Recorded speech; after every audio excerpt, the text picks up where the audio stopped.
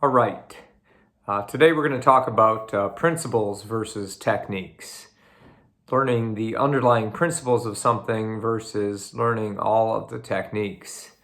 Um, First of all, techniques.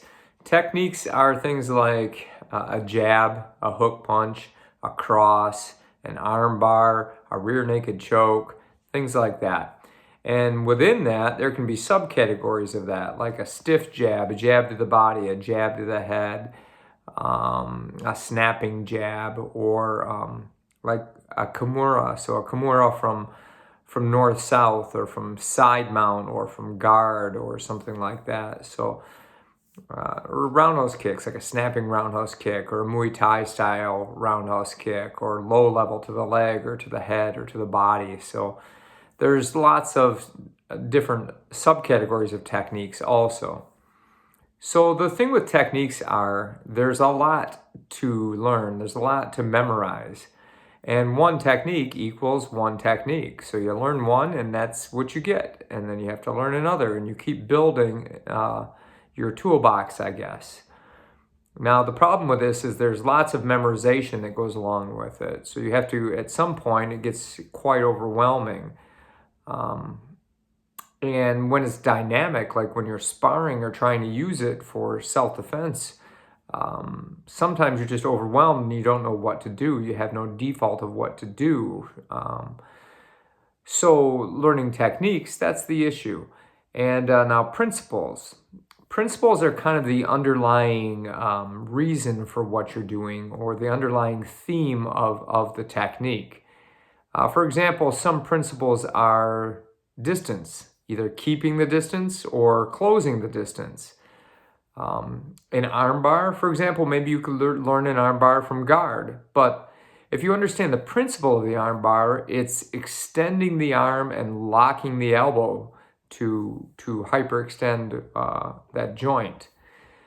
So you can do that once you understand the principle. You can do that from many positions. You can do that from all over the place. Or once you understand, for self-defense, let's say the distance, keeping distance is your primary principle.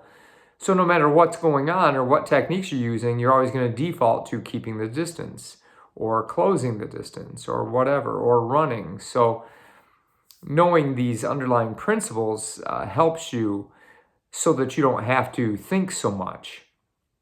Or another principle could be like, if someone comes at me with a weapon of some sort, that I want to get a weapon, or I want to run, or I want to have concealment or cover or something like that. So, you can make up the principle or define which one you want to use, but it requires less memorization to have a principle.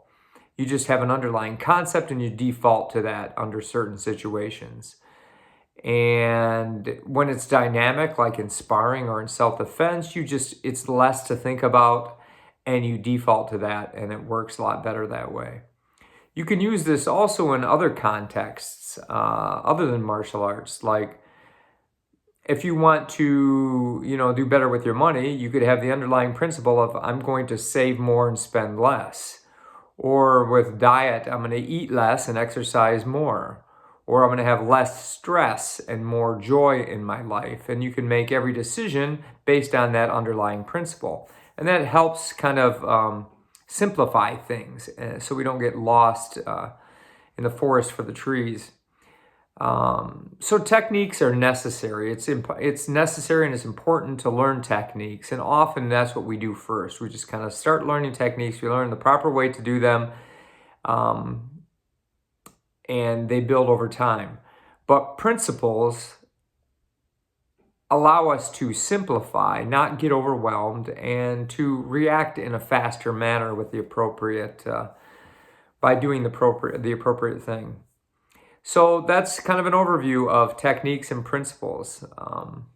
Memorize the techniques as you learn, but have an overarching principle, and it'll help you so you don't have to hesitate. And like Ed Parker said, the founder of American Kempo, in martial arts, he who hesitates meditates in a horizontal position.